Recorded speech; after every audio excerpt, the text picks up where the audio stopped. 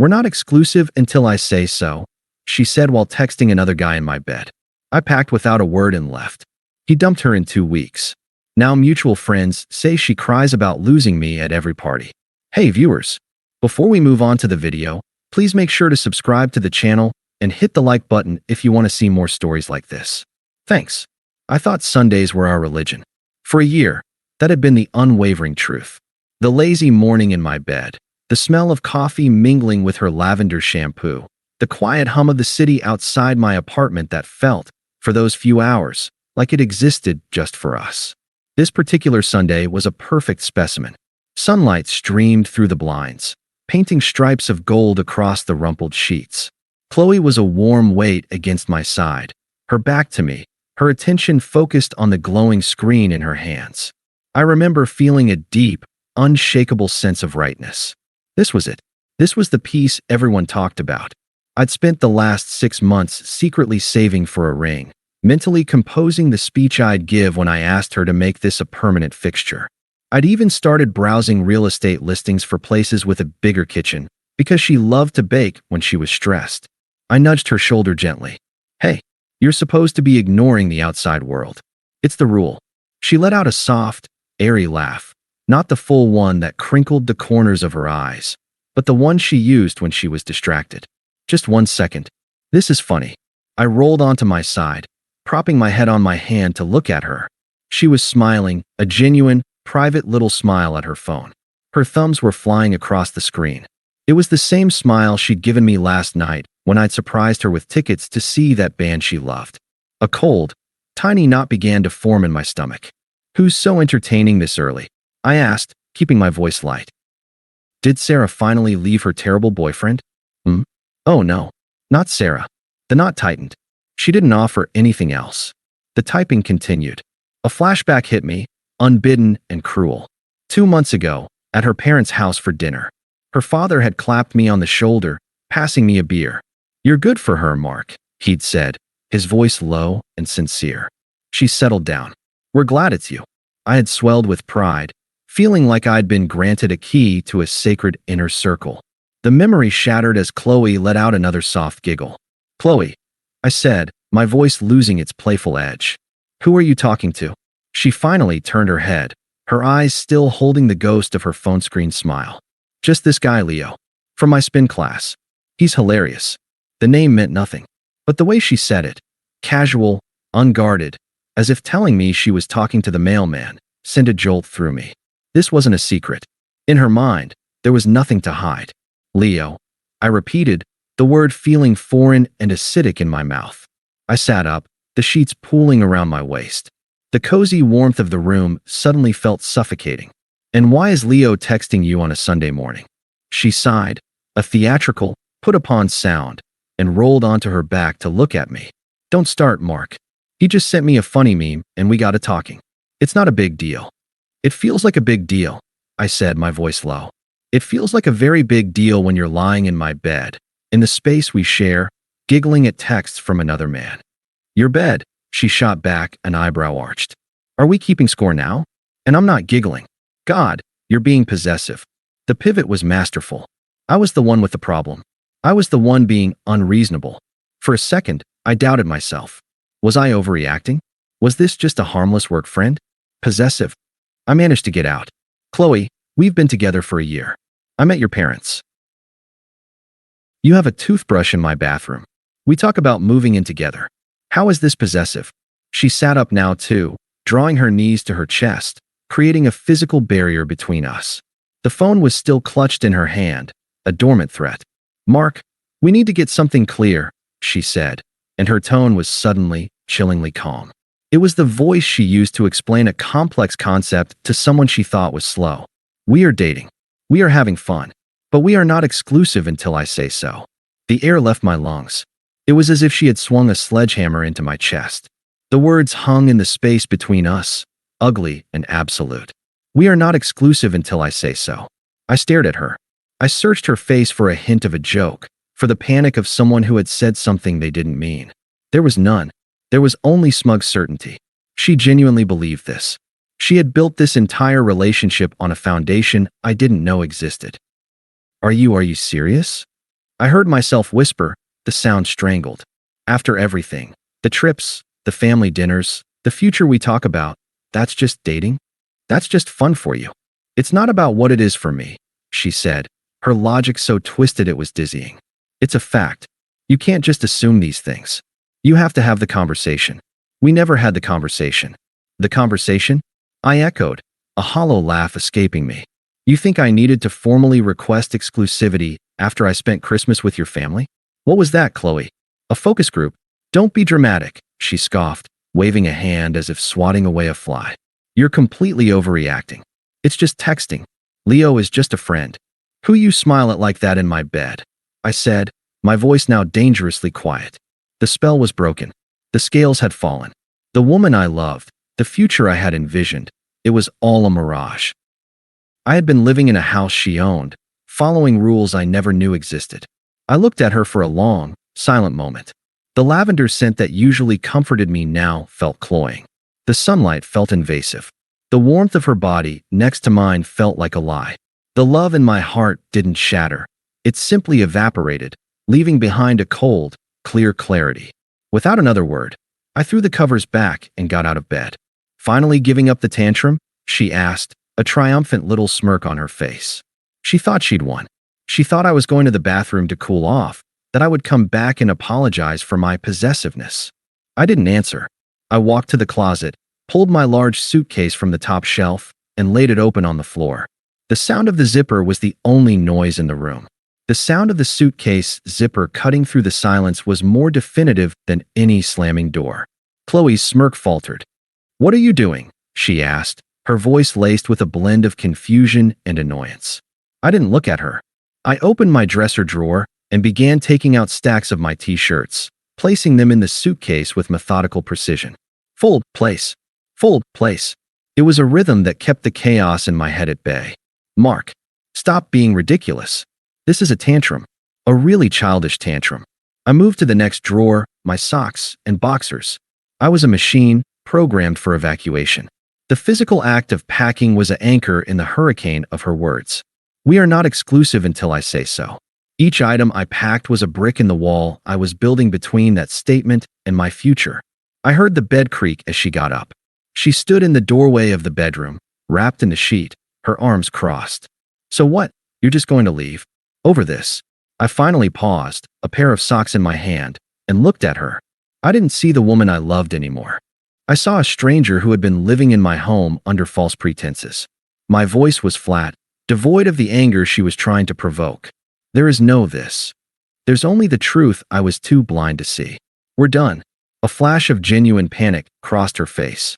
This wasn't going according to her script. In her script, I begged. I argued my case. I proved my love by fighting for her. My calm detachment was a variable she hadn't accounted for. You can't just decide we're done, she protested, her voice rising. It doesn't work like that. It works exactly like that, I said, turning back to the closet for my hanging clothes. I pulled a handful of dress shirts, still in their dry cleaning plastic, and laid them in the suitcase. You set the rules. I'm just finally choosing not to play. You're overreacting. It was just texting. I stopped and faced her fully. The cold clarity was absolute now. It wasn't the texting, Qley. It was the philosophy. You were in my bed, disrespecting me to my face, and justifying it with a technicality you invented. There's no coming back from that. I won't love someone who needs a signed contract to not cheat on me. The word cheat hung in the air. She flinched as if I'd slapped her. I didn't cheat, she yelled, her composure cracking. We weren't exclusive. I zipped the suitcase closed with a final, sharp rasp. I walked to my desk, unplugged my laptop and charger, and slid them into my backpack. I picked up my passport, my wallet, my keys. The essentials of a life that was now, abruptly, solo. I looked around the bedroom. It was still mostly my apartment, but it felt alien, contaminated. I couldn't stay here another night. I hoisted the suitcase and slung the backpack over my shoulder. I walked towards the door, past her where she stood frozen in the doorway. Where are you going to go? She asked, her voice small now, losing its fight. That's no longer your concern, I said, not breaking my stride. I walked through the living room, past the couch where we'd watched movies, past the kitchen where I'd cooked for her. I opened the front door and paused on the threshold. I didn't look back. You need to be gone by the time I get back, I said, my voice calm and final. Leave your key on the counter. I stepped out into the hallway and pulled the door shut behind me. The click of the latch was a period at the end of a sentence I hadn't known I was finishing. The first 48 hours were a numb, gray haze. I booked a long-stay hotel near my office, a sterile, impersonal box with a view of another sterile, impersonal box. It was perfect. There were no memories here. No lavender smell. No ghosts. My phone lit up like a war room map. Qley, Sunday, 11:04 a.m. You can't just leave like this. We need to talk about this like adults. Qley, Sunday, 2:30 p.m. I'm still at your apartment. I'm not leaving until you talk to me. Qley, Sunday, 5:17 p.m. Fine. I'm leaving. But this isn't over. You're being incredibly cruel. I read them with a detached curiosity, as if studying the behavioral patterns of a destructive species. There was no apology, only entitlement and blame. I swiped left on every notification and blocked her number. The silence that followed was a bomb. The next wave came through social media. Messages on Instagram from an account I didn't recognize. A friend request on LinkedIn. Desperation makes people stupid, I thought, and blocked those too. I was performing a digital scorched earth policy, and with every block, I felt a pound of weight lift from my shoulders. I told my best friend, Mike, the bare bones of it over a beer 2 days later. She was texting some guy named Leo in my bed. Said they weren't exclusive. Mike whistled low, his face a mask of disgust. Leo? The finance bro from her spin class? Dude, I've heard stories about that guy. He's a walking red flag in a polo shirt. I just shrugged. Doesn't matter now. And it didn't. I filled the silence she left with the grind of iron at the gym, with the focused intensity of work, with the simple pleasure of reading a book without interruption. I reconnected with friends I'd neglected. I said yes to invitations I would have previously declined for a quiet night with her. The world, which had shrunk to the size of our relationship, began to expand again. The karma arrived about 3 weeks later, delivered by Mike via text. Mike, Thursday, 7:22 p.m., so you're not going to believe this. Talk to Sarah. Leo dumped Qley. Me, okay. Mike, no, listen. It was bad. Apparently, the second you were out of the picture, he lost interest. Told her she was too needy and too available. Guess he just liked the chase. Me, I see. There was no satisfaction in it. Not the hot, vengeful kind I might have once imagined. It was just a cold, clinical confirmation of everything I'd deduced about both of them. A user got used. A game player lost her favorite toy. It was pathetically predictable. That's when the desperate pleas began.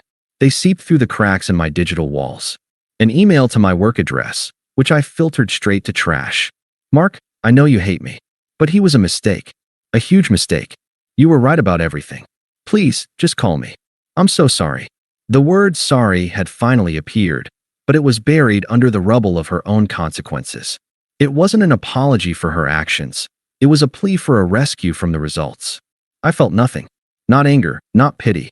It was the emotional equivalent of reading a news headline about a disaster in a country I'd never visited. Acknowledged, but irrelevant to my life.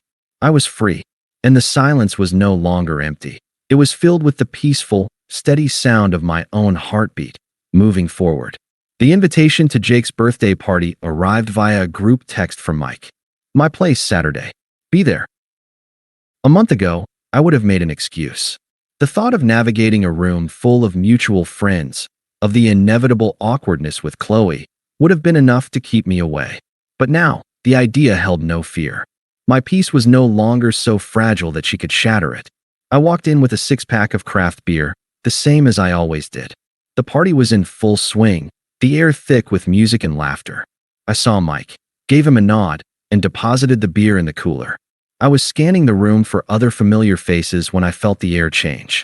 I didn't need to turn around to know she was there. Mark. I turned.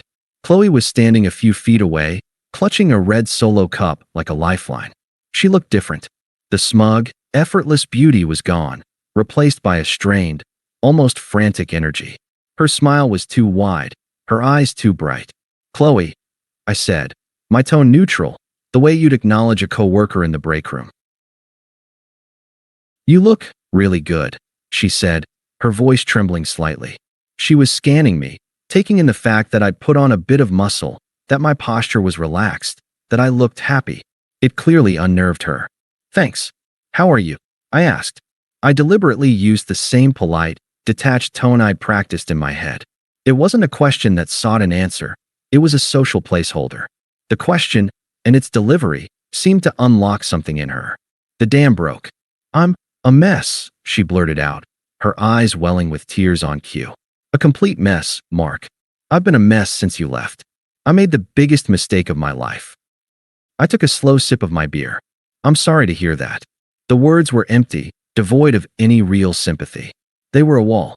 She stepped closer, lowering her voice to a conspiratorial whisper. "Leo, he was a monster. He used me. The second you were gone, he just changed. He dumped me after 2 weeks. Said I was too clingy. Can you believe that?" I could, in fact, believe it quite easily. I said nothing. I just looked at her, waiting for the performance to continue. "Aren't you going to say anything?" she pleaded, her voice cracking. "Don't you miss me? Don't you miss us? What we had was real. I know it was. This was the crux of it. The final, desperate grasp at the narrative she'd built." I looked at her, and for the first time, a faint, pitying smile touched my lips. It wasn't a smile of warmth, but of finality. "Qley, that us you're talking about?" I said, my voice calm and clear. "It never existed. You made that perfectly clear when you were texting another man in my bed." The mention of the specific, humiliating scene made her flinch. The tears dried up instantly, replaced by a flash of raw anger. The mask was slipping, showing the petulant child beneath. "So you're just going to hold that over me forever?" she hissed, her voice rising enough that a few people nearby glanced over. I said I was sorry. "What more do you want from me? I'm humiliating myself here." This was it, the moment of truth. She wasn't sorry for her actions. She was sorry she was facing the consequences. She wasn't here for me. She was here for the comfort and stability I provided. The last vestige of any lingering doubt evaporated. I set my beer down on a nearby table. The gesture was slow, deliberate, signaling the end of the conversation. "I don't want anything," I said, my voice firm, quiet, and absolute. It cut through the party's noise. "That's the point. I don't want an apology, and I don't want you. You're a part of my past. I've moved on." I saw the words land like physical blows. Her face crumpled. She opened her mouth to protest, to scream, to say something, anything, that would force me back into the drama of her life. I turned to walk back to my friends, then paused. I looked over my shoulder, delivering the final, quiet twist of the knife that was simply the truth. "And for the record," I said, meeting her horrified gaze one last time, "we were exclusive. You just didn't know it was exclusive to me." Then I walked away. I didn't look back. I heard a choked sob behind me, but it was a sound from a different world, one I no longer inhabited. I rejoined Mike and the others, who were pretending they hadn't been watching. Someone clapped me on the shoulder. Someone else handed me a fresh beer. The conversation resumed, the music swelled, and I was home. I heard about the aftermath in pieces, from Mike, who heard it from his girlfriend, who was still reluctantly in Qley's orbit. The party had been her last, desperate stand. After my exit, she had apparently dissolved into hysterics, sobbing so violently that a friend had to drive her home. The carefully constructed image of the carefree girl who wasn't exclusive had shattered in front of everyone, revealing the desperate, calculating reality beneath. The texts and emails stopped. The digital ghosts gave up their hauntings.